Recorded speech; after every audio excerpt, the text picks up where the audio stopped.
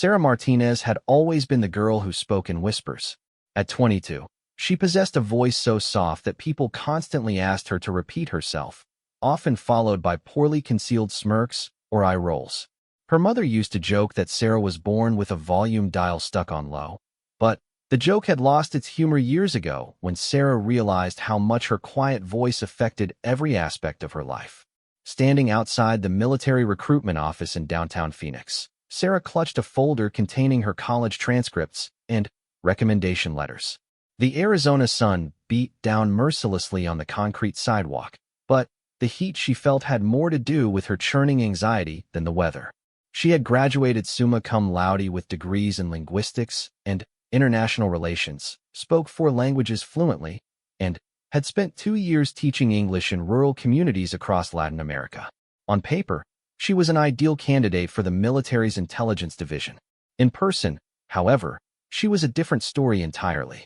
The recruitment office buzzed with activity. Young men and women filled out paperwork, their voices carrying confidently across the room as they discussed their futures with recruiters. Sarah approached the front desk, where a stern-faced corporal sat reviewing applications. "I'm here about the intelligence analyst position," Sarah said, her voice barely above a whisper.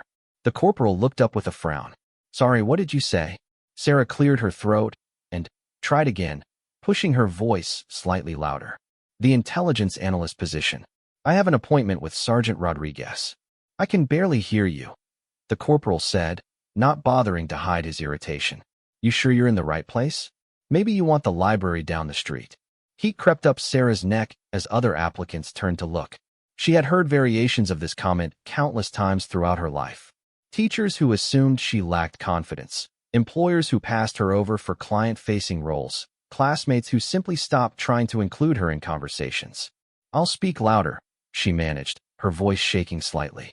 The corporal shrugged and pointed toward a row of chairs. "Wait over there. Rodriguez will call you when he's ready." Sarah took a seat and watched as other candidates were called back for their interviews. Each one walked with confidence, their voices carrying clearly as they introduced themselves. She pulled out her phone and reviewed the notes she had prepared, trying to calm her racing heart. 20 minutes later, her name was called by a tall, broad-shouldered man in his 40s. Sergeant Rodriguez had the weathered look of someone who had seen combat, with graying temples and eyes that seemed to take in everything at once. "Sarah Martinez?" he called out. Sarah stood quickly, almost knocking over her purse. "Yes, that's me," she said, her voice coming out as barely more than a breath. Rodriguez squinted. "What's that?" "That's me," she repeated, slightly louder this time. He gestured for her to follow him down a narrow hallway lined with motivational posters and photos of military achievements. His office was small but organized, with commendations covering one wall and a large map of the Middle East on another. "Have a seat," Rodriguez said, settling behind his desk with Sarah's file. He flipped through her documents, his eyebrows rising slightly as he read. Impressive academic record. For languages, including Arabic and Mandarin. 2 years of volunteer work in Guatemala and Honduras. Sarah nodded, waiting for him to continue. "Tell me why you want to join the military," Rodriguez said, leaning back in his chair. This was the question she had prepared for most. Sarah took a deep breath and began to speak, but her voice came out in its usual whisper. "I believe that understanding different cultures and languages is crucial for national security. My experience abroad has shown me how miscommunication can lead to conflict, and I want to use my skills to prevent that." Rodriguez leaned forward.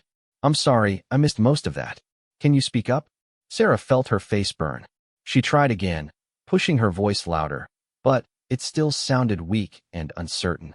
Rodriguez's expression grew increasingly skeptical as she repeated her answer. "Miss Martinez," he said when she finished, "I'm going to be honest with you. The intelligence field requires people who can communicate clearly under pressure. You'll need to brief high-ranking officers, participate in strategy meetings, and potentially testify before Congress. If you can't project your voice in a quiet office, how are you going to handle a crisis situation?" The words hit Sarah like a physical blow. She had heard similar feedback throughout her life, but never when so much was at stake. This wasn't just another job interview. This was her chance to serve her country and use her skills in a meaningful way. I understand your concern, she said, her voice barely audible even to herself. But my communication skills extend beyond just speaking volume. I've successfully mediated disputes in Guatemala, taught complex grammar concepts to students who spoke no English, and helped establish communication protocols between international aid organizations. Rodriguez looked skeptical. That's all well and good, but military communication is different. When a general asks for a briefing, he needs to hear it clearly the first time. When you're relaying critical intelligence, there's no room for repetition or confusion. Sarah felt her opportunity slipping away. Everything she had worked for, all her preparation and dreams of serving her country, seemed to hinge on something she had struggled with her entire life. She thought about all the time she had been overlooked, all the opportunities that had passed her by because people couldn't see past her quiet voice. Sergeant Rodriguez, she said, leaning forward slightly, I know my voice is soft, but I've learned to compensate in other ways. I write detailed reports, I use visual aids effectively, and I've developed strategies for ensuring my message gets across. In Guatemala, I helped prevent a conflict between two villages by facilitating communication through written agreements and careful mediation. The volume of my voice wasn't the determining factor in my success. Rodriguez studied her for a long moment. Miss Martinez, I appreciate your passion, and your qualifications are certainly impressive.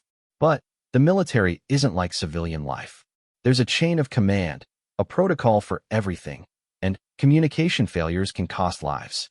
He paused, seeming to weigh his words carefully. I'm going to level with you.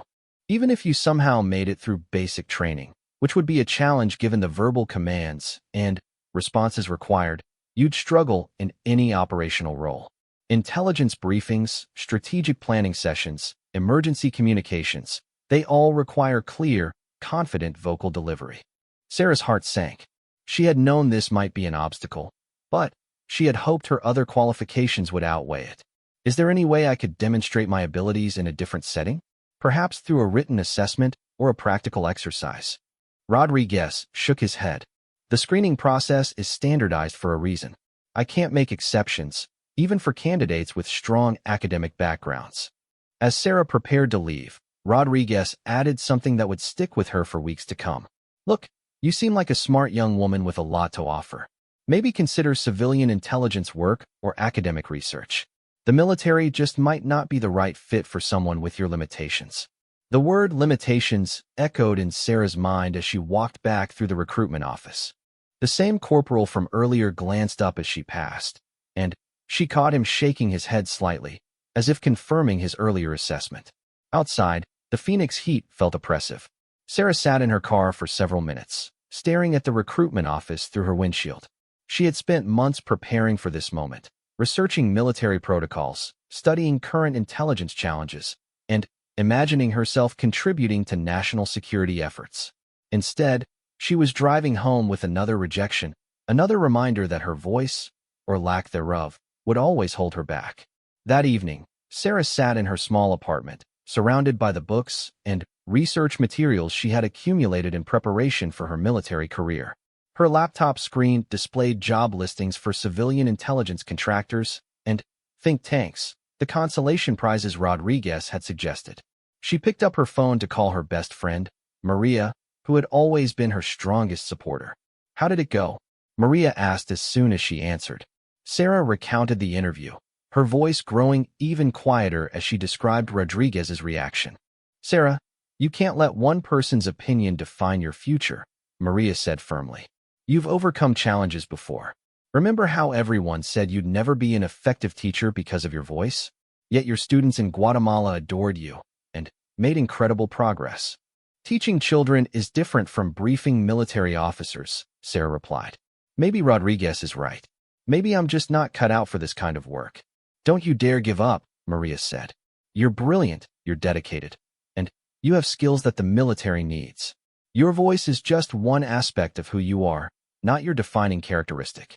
After hanging up, Sarah stared at her reflection in her bedroom mirror. She saw a woman with intelligent eyes and a determined set to her jaw, but she also heard the whispered voice that had held her back for so long. That night, as she lay in bed, Sarah made a decision that would change the trajectory of her life. She would not give up on her dream of serving her country.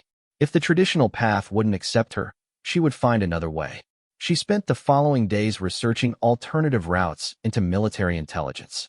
She discovered programs for civilian contractors, specialized linguistics positions, and even opportunities for direct commission for individuals with exceptional skills in critical areas. More importantly, she began working with a speech therapist, not to change who she was, but to develop techniques for projecting her voice when necessary, while still maintaining her natural speaking style. 3 weeks after her failed interview with Rodriguez, Sarah walked into a different recruitment office in a neighboring city. This time, she carried not just her academic credentials, but also a carefully prepared presentation demonstrating her analytical skills and a portfolio of her work in conflict resolution. She had learned that her voice might be quiet, but her words could be powerful. She just needed the right opportunity to prove it. The second recruitment office had a different atmosphere. While still maintaining military protocol, it seemed more focused on identifying unique talents than enforcing rigid conformity. The recruiter, a female captain named Williams, greeted Sarah with professional courtesy rather than skepticism. "Miss Martinez, I've reviewed your application materials. Your linguistic abilities and cultural experience are exactly what we need in our intelligence division," Captain Williams said as they sat down for the interview. This time, Sarah was ready. She had practiced her responses, worked on her projection techniques, and, most importantly, she had prepared materials that would demonstrate her capabilities beyond just verbal communication.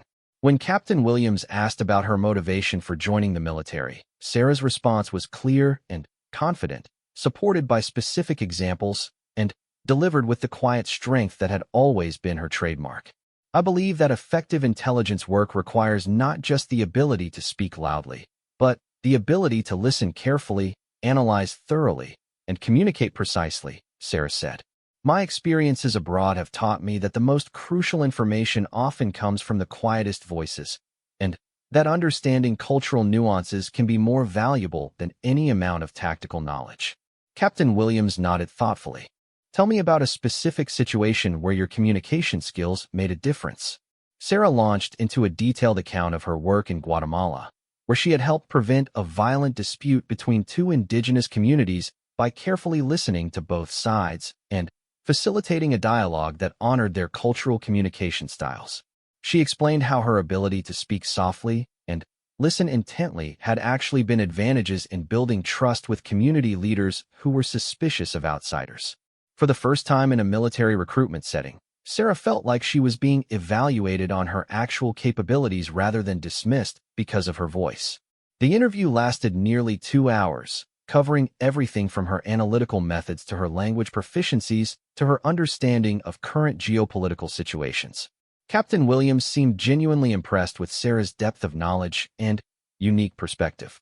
"Miss Martinez," Captain Williams said as the interview concluded, "I'm going to recommend you for our specialized intelligence program. It's a competitive track that focuses on linguistic analysis and cultural intelligence. Your voice won't be a liability there. It might actually be an asset." Sarah left the second recruitment office with a very different feeling than she had experienced weeks earlier. For the first time, she felt like someone in the military had seen her potential rather than her limitations. As she drove home, Sarah reflected on the journey that had brought her to this point. Rodriguez's rejection had stung, but it had also forced her to become more intentional about how she presented herself and more strategic about finding the right fit for her skills. She thought about all the quiet voices throughout history that had changed the world, not through volume, but through wisdom, persistence, and the power of carefully chosen words.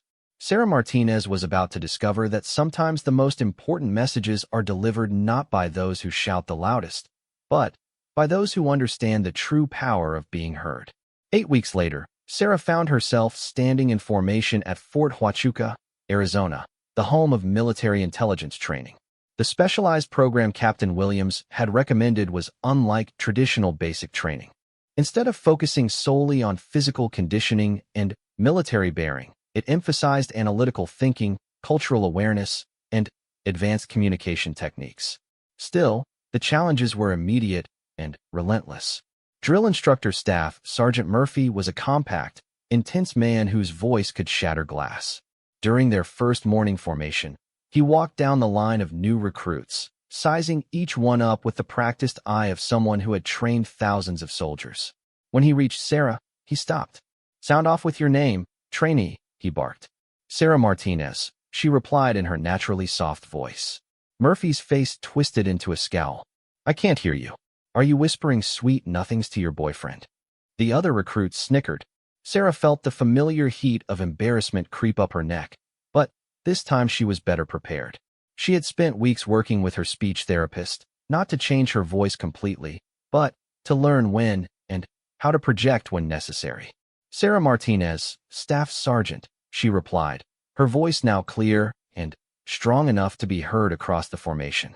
Murphy looked surprised for a moment, then nodded curtly before moving on to the next recruit. The incident set the tone for what would become Sarah's greatest challenge during training. While her academic coursework was exemplary, she consistently scored at the top of her class in language analysis, cultural studies, and intelligence methodology. The military environment constantly tested her ability to adapt her quiet nature to institutional expectations. During her third week, the real test came during a practical exercise designed to simulate field intelligence gathering. The trainees were divided into teams and given a scenario involving a fictional conflict in Eastern Europe.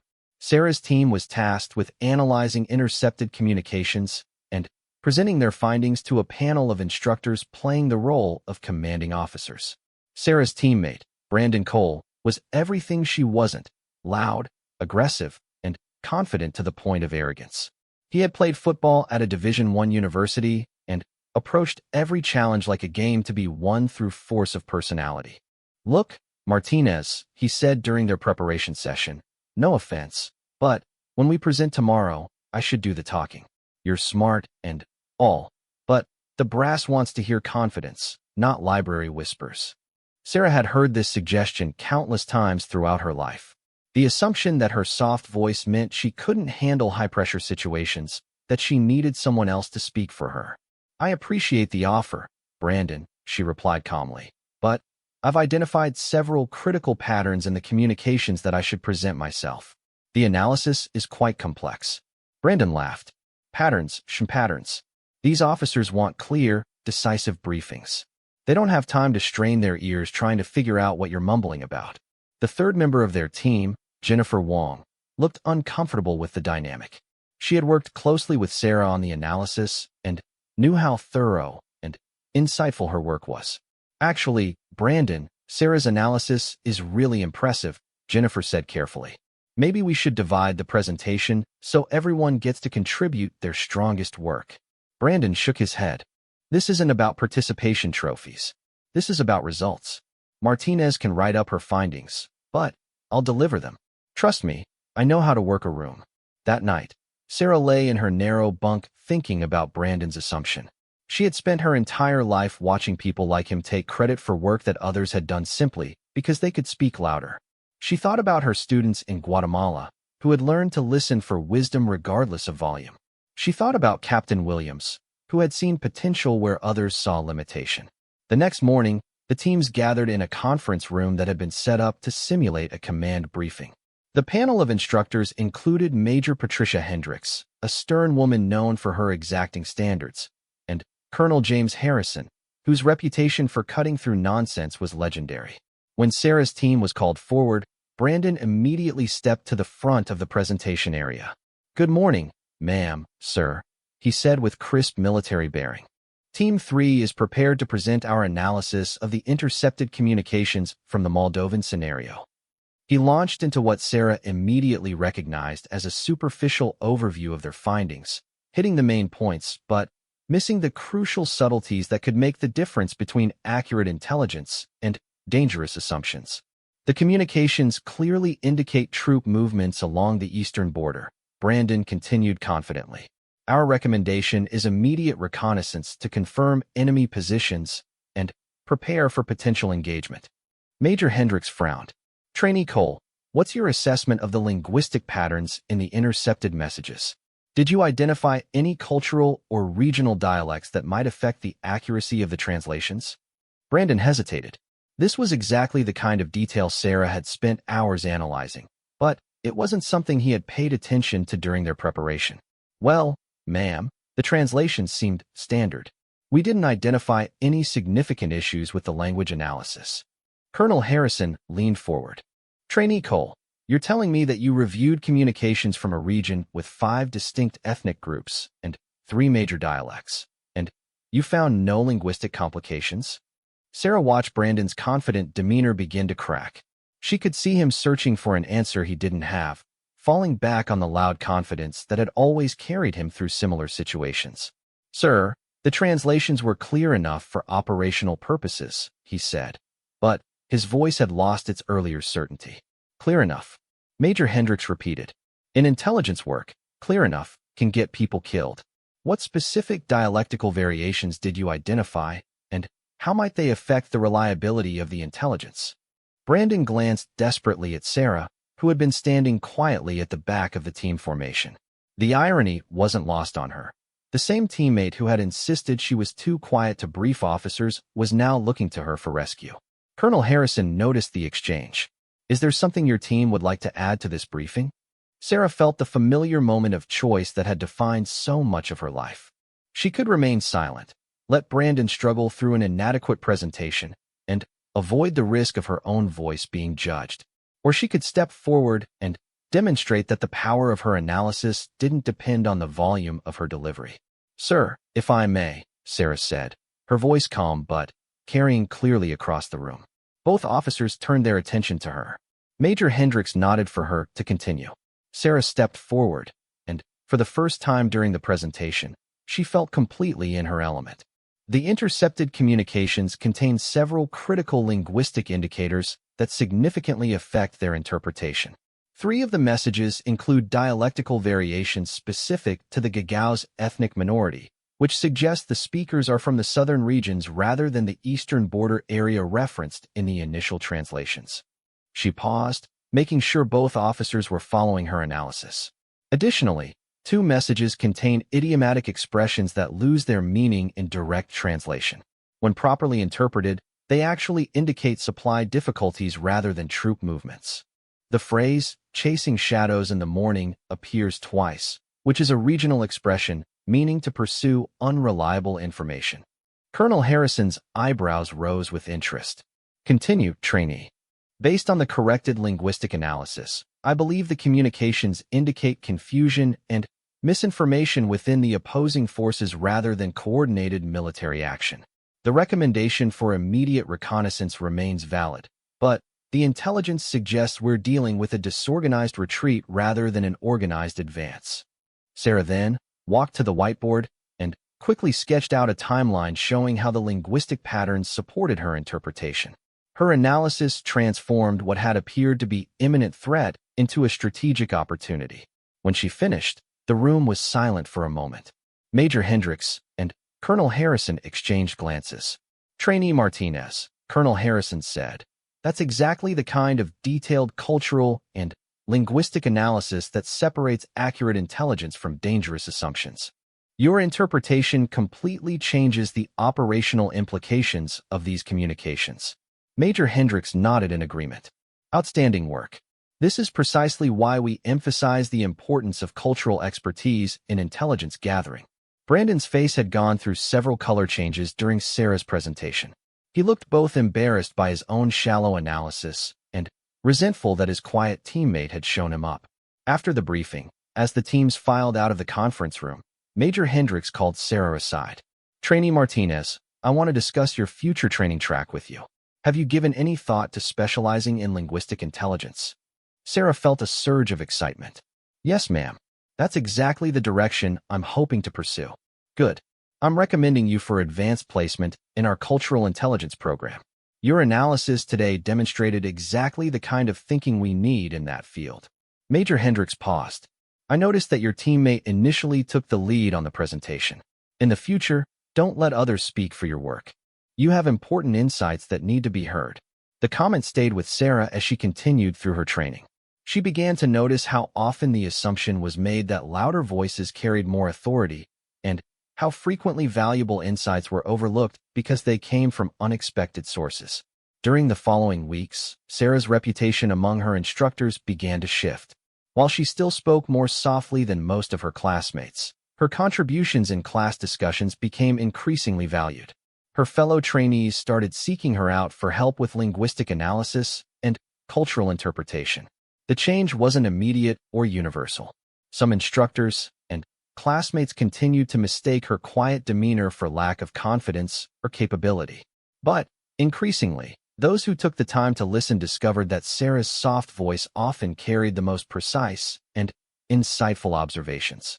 One evening, as Sarah was working late in the intelligence laboratory analyzing practice intercepts, she was surprised to find Brandon approaching her workstation. "Hey, Martinez," he said, looking uncharacteristically uncertain. "I wanted to apologize for how I handled the team presentation. You clearly knew way more about that stuff than I did." Sarah looked up from her work. "Thank you for saying that, Brandon. I appreciate it. The thing is," he continued, "I always figured that military briefings were about projecting confidence, being loud and decisive. But watching you present made me realize that being confident about wrong information is worse than being quiet about right information." It was perhaps the most insightful thing Sarah had heard Brandon say since they began training together. "Confidence is important," Sarah agreed, "but accuracy is more important. And sometimes the most confident thing you can do is admit what you don't know and let the experts speak." Their conversation was interrupted by the arrival of Staff Sergeant Murphy, who had been observing Sarah's work with increasing interest over the past several weeks. "Martinez," he said, "I've been reviewing your performance evaluations. Your instructors tell me you're developing into one of our strongest linguistic analysts." Sarah felt a surge of pride. "Thank you, Staff Sergeant. I'll be honest with you," Murphy continued. "When you first arrived, I had my doubts. Your voice, your demeanor, it didn't fit the typical military mold.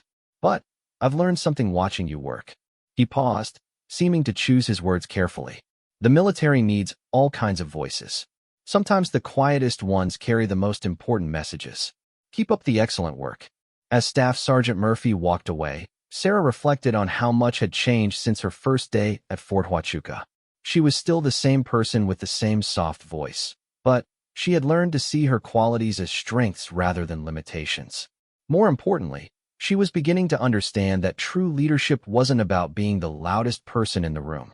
It was about having something worth saying and the courage to say it, regardless of the volume. The real test, however, was still to come. In 2 weeks, the trainees would face their final evaluation, a comprehensive exercise that would determine their assignments and specializations. Sarah's performance would need to speak louder than her voice ever could. The final evaluation arrived with all the intensity Sarah had expected and more. The comprehensive exercise, known as Operation Silent Thunder, would simulate a real-world intelligence crisis requiring teams to analyze complex data streams, identify threats, and brief senior command staff within a compressed timeframe. Sarah's team for the final evaluation was different from her training group. She had been assigned to work with advanced trainees from various specializations.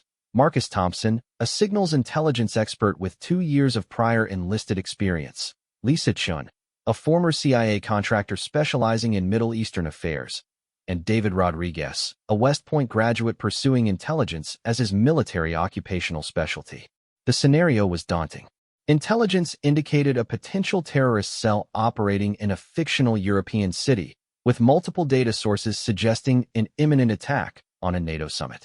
The team had 48 hours to analyze intercepted communications, surveillance reports, financial transactions, and social media intelligence, then present their assessment to a panel that included actual Pentagon officials observing the training program. "All right, team," David Rodriguez said as they gathered in their assigned workspace. "Let's establish our approach. I'll coordinate overall strategy. Marcus handles signals intelligence, Lisa covers regional expertise, and Martinez, you take the linguistic analysis." It was a reasonable division of labor, but Sarah immediately noticed something concerning in the intercepted communications that didn't fit neatly into her assigned category. "David, I think we need to reconsider our approach," she said quietly. "The linguistic patterns I'm seeing suggest this might not be what it appears to be on the surface."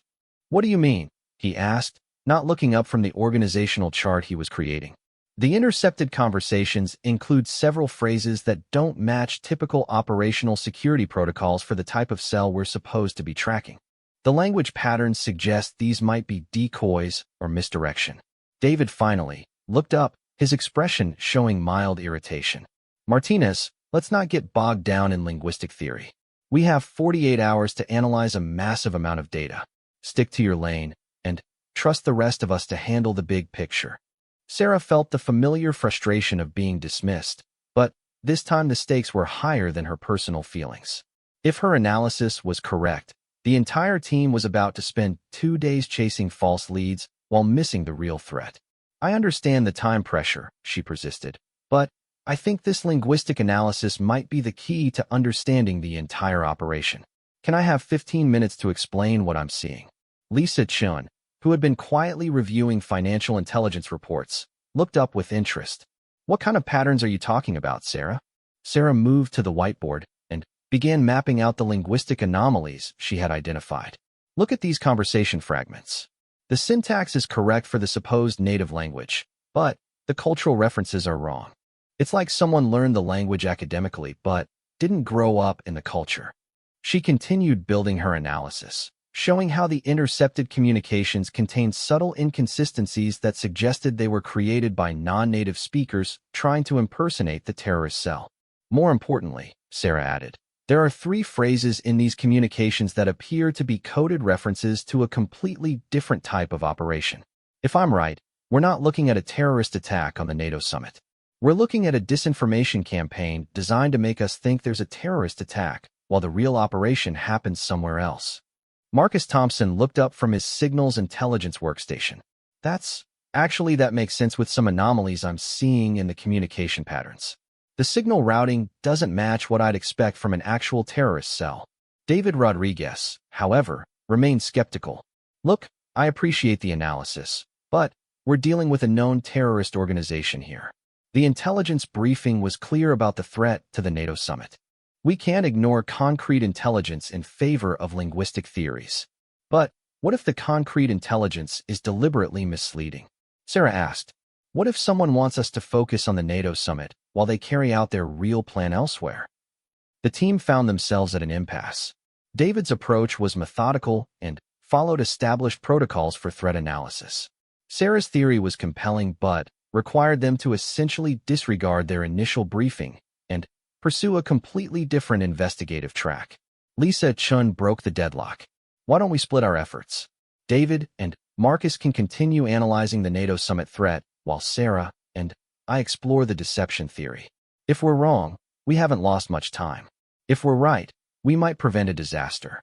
It wasn't an ideal solution, but with the clock ticking, they agreed to the divided approach. Sarah and Lisa spent the next 18 hours diving deep into the linguistic and cultural inconsistencies Sarah had identified. What they discovered was even more concerning than Sarah's initial theory. The false communications weren't just random misdirection. They contained subtle clues pointing to a sophisticated intelligence operation targeting European Union financial systems. The terrorist attack was a smokescreen designed to draw security attention away from a coordinated cyber assault on banking infrastructure. Meanwhile, David and Marcus's analysis of the supposed NATO summit threat continued to yield inconsistent and contradictory information. The more they investigated, the more the evidence seemed to point away from a physical attack. By the end of the first day, even David was beginning to question their initial assumptions. Okay, Martinez, he said during their evening briefing. Walk me through your theory one more time. Sarah spread her analysis across the conference table, showing the linguistic patterns, cultural inconsistencies, and coded references she had identified. The key insight is that whoever created these intercepted communications wanted them to be discovered, she explained. They're too convenient, too perfectly aligned with what we'd expect to find. But they made mistakes in the linguistic details that reveal their true origin. She pointed to specific examples of how the language patterns suggested the communications were created by Eastern European intelligence services rather than Middle Eastern terrorist organizations. The real target isn't the NATO summit, Sarah continued. It's the EU banking conference happening simultaneously in Frankfurt. While we're securing the summit, They'll be attacking financial infrastructure with minimal security presence. David studied her analysis carefully. If you're right, this completely changes our intelligence assessment. We need to recommend shifting security resources and alerting different agencies. That's exactly what we need to do, Sarah said quietly. The second day of the exercise was devoted to preparing their final briefing for the evaluation panel. The team had to decide whether to present the conventional analysis David and Marcus had developed or the alternative theory Sarah and Lisa had constructed. I think we present both, Lisa suggested. We show that we identified the apparent threat, but also discovered evidence of deception. That sounds like we're hedging our bets, Marcus said. The evaluation panel wants decisive intelligence assessment, not academic speculation. But if Sarah's analysis is correct, and we present the wrong assessment, we fail the exercise completely, David pointed out. The debate continued until an hour before their scheduled briefing. Finally, David made the decision that would define their evaluation. We go with Martinez's analysis, he said. It's comprehensive, it explains all the anomalies we've encountered, and it represents actual intelligence work rather than just accepting information at face value. The evaluation panel was intimidating. In addition to the Fort Huachuca instructors, it included Colonel Patricia Hayes from the Defense Intelligence Agency, Commander Robert Nash from Naval Intelligence, and Dr. Elizabeth Warren from the National Security Council. David began the presentation with their methodology and initial assessment, but when he reached the crucial moment of presenting their conclusions, he stepped aside. Our linguistic analyst identified critical patterns that fundamentally changed our understanding of this operation, he said. Trainee Martinez will present our primary assessment. Sarah felt the familiar moment of choice, but this time it felt different. She wasn't being pushed aside or asked to speak louder. Her team was trusting her to deliver the analysis that could make or break their evaluation. She stepped forward, her voice calm and clear. Ma'am, sir, our analysis indicates that the intercepted communications represent a sophisticated deception operation rather than genuine terrorist planning, she began. For the next 20 minutes, Sarah walked the panel through her linguistic analysis, cultural assessment, and alternative theory. She explained how the language patterns revealed the true source of the communications and how the apparent terrorist threat was actually cover for a cyber attack on financial infrastructure. The panel listened intently, asking detailed questions about her methodology and conclusions.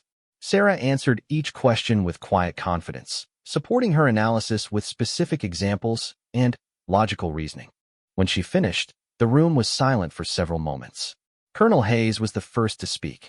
Trainee Martinez, your analysis demonstrates exactly the kind of critical thinking and attention to detail that separates good intelligence work from great intelligence work. Commander Nash nodded in agreement. The ability to question initial assumptions and identify deception is crucial in intelligence operations. Your linguistic expertise provided the key insight that unlocked this entire scenario. Dr. Warren leaned forward. I'm curious about your decision-making process. At what point did you realize that the initial intelligence briefing might be misleading? Within the first 2 hours of analysis, ma'am, Sarah replied. The linguistic patterns didn't match what I would expect from genuine communications from that type of organization. Rather than dismiss the inconsistencies, I decided to treat them as potential indicators of deception. And you convinced your team to pursue this alternative theory despite having limited time and competing priorities? Colonel Hayes asked. Yes, ma'am.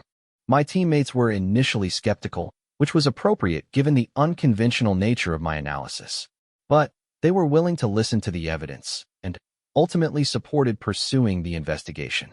The evaluation continued for another 30 minutes, with the panel probing every aspect of the team's analysis and decision-making process. Sarah found herself answering the majority of the questions, not because her teammates couldn't contribute, but because her analysis had become the foundation of their entire assessment. When the briefing concluded, the panel dismissed the team to deliberate. Sarah and her teammates waited in an adjacent conference room, uncertain about their performance. Whatever happens, David said, I want you to know that your analysis was brilliant. I'm glad we trusted your instincts instead of playing it safe. Lisa agreed. You saw things the rest of us missed. That's what good intelligence work looks like. Even Marcus, who had been initially resistant to the unconventional approach, acknowledged the strength of Sarah's work. "I've never seen anyone break down linguistic patterns like that. It was like watching a detective solve a puzzle." An hour later, the team was called back to receive their evaluation results. Colonel Hayes delivered the assessment. Team 4, your analysis of Operation Silent Thunder was exceptional. You demonstrated the ability to think critically under pressure, challenge initial assumptions, and develop alternative theories based on solid evidence. She paused, looking directly at Sarah. Your linguistic analysis was particularly noteworthy. You identified deception that the rest of the intelligence community missed in our original scenario development. In fact, your assessment was more accurate than the intended solution we had prepared. Sarah felt a surge of validation unlike anything she had experienced in her military training. All 4 team members will receive commendations for this exercise, Colonel Hayes continued. Additionally, Trainee Martinez, you're being recommended for advanced placement in our strategic intelligence program. Your skills are exactly what we need in our most challenging assignments. As the evaluation panel dismissed them, Sarah realized that her journey from the recruitment office rejection to this moment represented more than just personal growth. She had learned that her quiet voice wasn't a limitation to overcome, but a different way of communicating that could be just as powerful as any other. More importantly, she had discovered that in the world of intelligence, the ability to hear what others missed was often more valuable than the ability to speak the loudest. The final phase of her transformation was still ahead, but Sarah Martinez was no longer the uncertain recruit who had whispered her way through that first interview. She was becoming the kind of intelligence professional who could change the course of operations with the power of careful analysis and quiet confidence. 6 months after completing her advanced intelligence training, Second Lieutenant Sarah Martinez found herself in a situation she could never have imagined during those early days of whispered introductions and dismissed observations. She was standing in the Pentagon, preparing to brief the Joint Chiefs of Staff on a developing international crisis that her analysis had helped uncover. The assignment had begun 3 weeks earlier at her duty station with the Defense Intelligence Agency. Sarah had been assigned to monitor communications traffic from Eastern Europe as part of routine intelligence gathering operations. Her reputation as a linguistic analyst had grown steadily since Fort Huachuca, and she had been specifically requested for assignments requiring cultural and linguistic expertise. What started as routine monitoring had quickly evolved into something far more significant. Sarah had identified patterns in seemingly unrelated communications that suggested a coordinated effort to destabilize NATO unity through targeted disinformation campaigns. Her analysis indicated that several recent international incidents, previously thought to be unrelated, were actually part of a sophisticated influence operation. The implications were staggering. If Sarah's assessment was correct, foreign intelligence services were successfully manipulating diplomatic relationships and creating artificial tensions between allied nations. Her immediate supervisor, Major Catherine Reynolds, had initially been skeptical of Sarah's conclusions. The analysis required connecting subtle linguistic clues across multiple languages and cultural contexts, then inferring strategic objectives from those patterns. Lieutenant Martinez, Major Reynolds had said during their first briefing, "This is an extraordinary claim. You're suggesting that 3 separate international incidents are actually connected parts of a single operation. That's a significant assessment to base on linguistic analysis." Sarah had expected this reaction. Her conclusions challenged conventional wisdom about several recent diplomatic crises, and the evidence was subtle rather than obvious. "Ma'am, I understand the scope of the implications," Sarah replied calmly. "But the linguistic patterns are consistent and specific. The disinformation content contains identical cultural references and syntax patterns across different languages, suggesting a single source organization with specific regional expertise." She had walked Major Reynolds through her analysis methodically, showing how communications in 5 different languages all contain the same subtle linguistic signatures.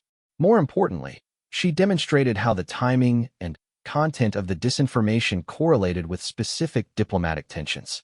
The key insight is that whoever is running this operation understands not just the languages involved, but the cultural psychology of each target nation, Sarah explained. They're crafting messages that will resonate specifically with each culture's fears and prejudices. Major Reynolds studied the analysis carefully. If you're right, this represents a threat to alliance stability that goes far beyond conventional intelligence concerns. This would need to go up the chain immediately. That assessment had started Sarah on a path through increasingly senior briefings, each one requiring her to defend and refine her conclusions. She had presented to colonels, generals, and intelligence agency directors, each time facing skeptical questions and demands for additional evidence. The breakthrough had come when Sarah's analysis predicted the next phase of the operation. Based on the linguistic patterns and operational timeline she had identified, she forecast that the disinformation campaign would shift focus to economic relationships between specific NATO members.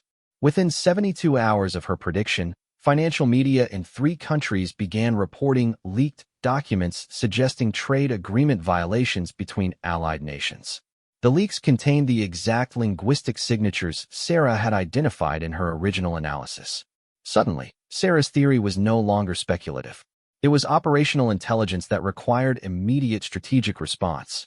Now, standing outside the Pentagon briefing room where the Joint Chiefs were waiting, Sarah reflected on the journey that had brought her to this moment.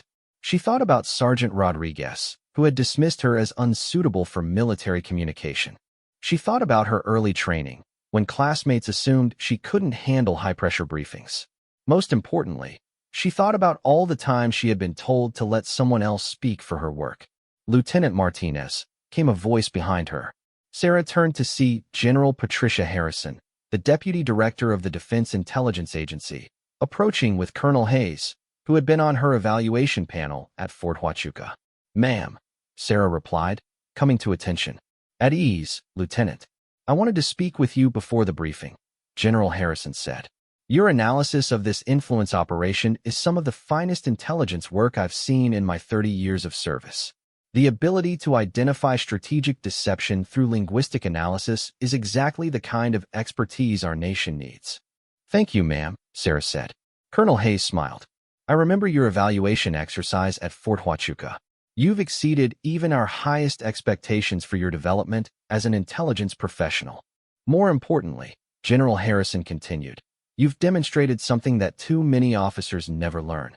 Real leadership isn't about having the loudest voice in the room. It's about having the insight to see what others miss and the courage to speak truth to power." The briefing room was intimidating even by Pentagon standards. The Joint Chiefs of Staff represented the highest levels of military leadership, men and women whose decisions affected global security. Sarah had briefed senior officers before, but never at this level of strategic importance. General Thomas Anderson, chairman of the Joint Chiefs, called the briefing to order. "Ladies and gentlemen, we're here to receive an intelligence assessment on what appears to be a coordinated influence operation targeting NATO unity. Lieutenant Martinez from DIA will present the analysis." Sarah stepped forward, her materials prepared and her analysis refined through weeks of additional investigation. For a moment, she thought about the young woman who had walked into that recruitment office months ago, convinced that her quiet voice would prevent her from serving her country. "General Anderson, members of the Joint Chiefs," she began, her voice clear and confident. "Our analysis indicates that recent diplomatic tensions between NATO members are the result of a sophisticated influence operation designed to weaken alliance cohesion." She launched into her presentation, walking the room through the linguistic evidence, the operational timeline, and the strategic implications of the campaign. The briefing included classified details about foreign intelligence capabilities and specific recommendations for counterintelligence responses. As Sarah presented her analysis, she noticed something that would have been unimaginable during her early training. The most senior military leaders in the United States were leaning forward, taking notes, and asking detailed questions about her methodology and conclusions. "Lieutenant Martinez," interrupted Admiral Jennifer Walsh, Chief of Naval Operations, "your analysis suggests this operation has been running for at least 18 months. How confident are you in that timeline assessment?" "Very confident, ma'am," Sarah replied. The linguistic evolution patterns show clear development over time, with increasingly sophisticated targeting as the operation matured. I can trace specific linguistic signatures back to their earliest appearances in the communications record. General Michael Torres, Chief of Staff of the Air Force, asked about countermeasures. What's your assessment of our ability to disrupt this operation now that we've identified it? Sarah had prepared for this question. Sir, the linguistic signatures provide us with a fingerprint for identifying future disinformation content. We can develop automated detection systems based on these patterns and potentially trace back to source organizations through linguistic analysis. The questions continued for 40 minutes, covering every aspect of Sarah's analysis and its implications for national security policy. Throughout the briefing, Sarah found herself fielding the majority of questions, not because her superior officers couldn't contribute, but because her analysis had become the foundation for understanding an entirely new type of threat. When the briefing concluded, General Anderson addressed Sarah directly. Lieutenant Martinez, this analysis represents exactly the kind of intelligence work that justifies our investment in linguistic and cultural expertise. Your ability to identify strategic deception through communication patterns is a rare and valuable skill.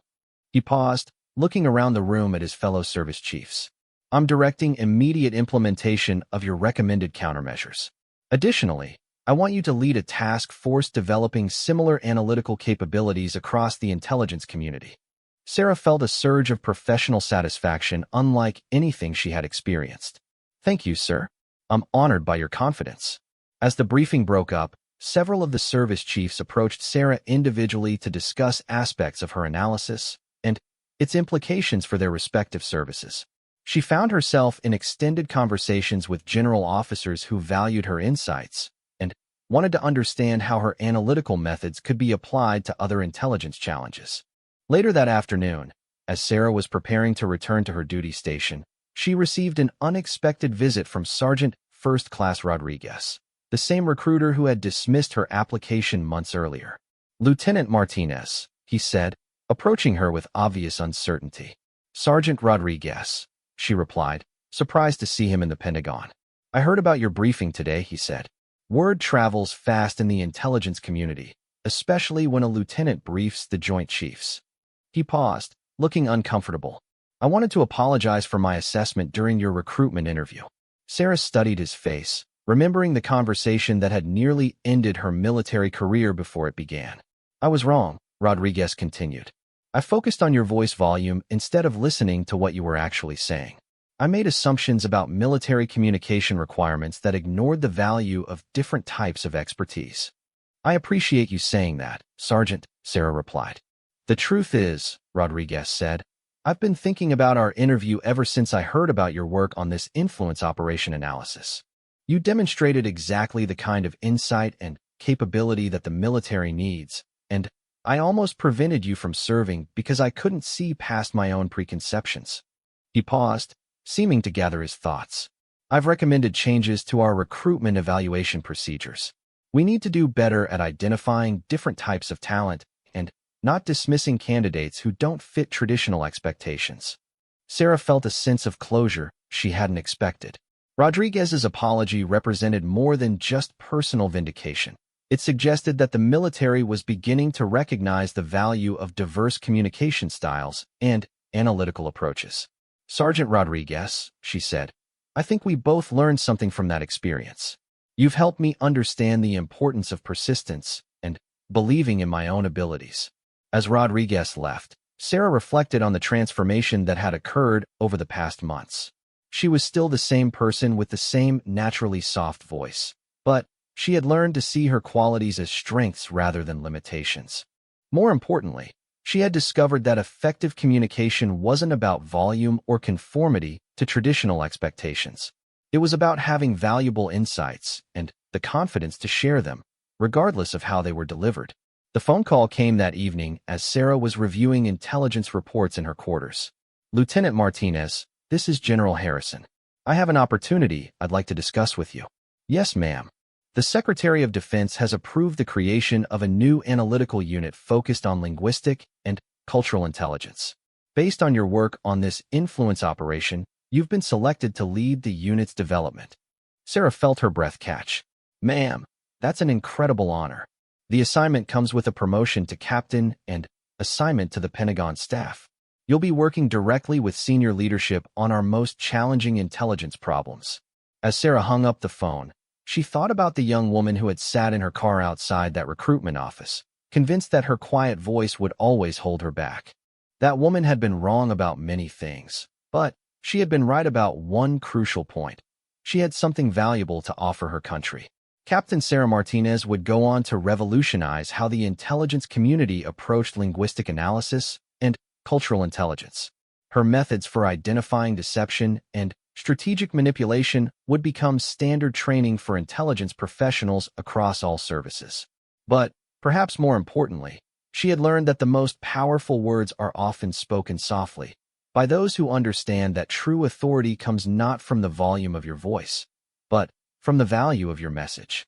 Years later, when young officers asked her for advice about overcoming perceived limitations, Captain Martinez would tell them about the day she learned that some battles aren't won by those who shout the loudest, but by those who listen the most carefully and have the courage to speak their truth.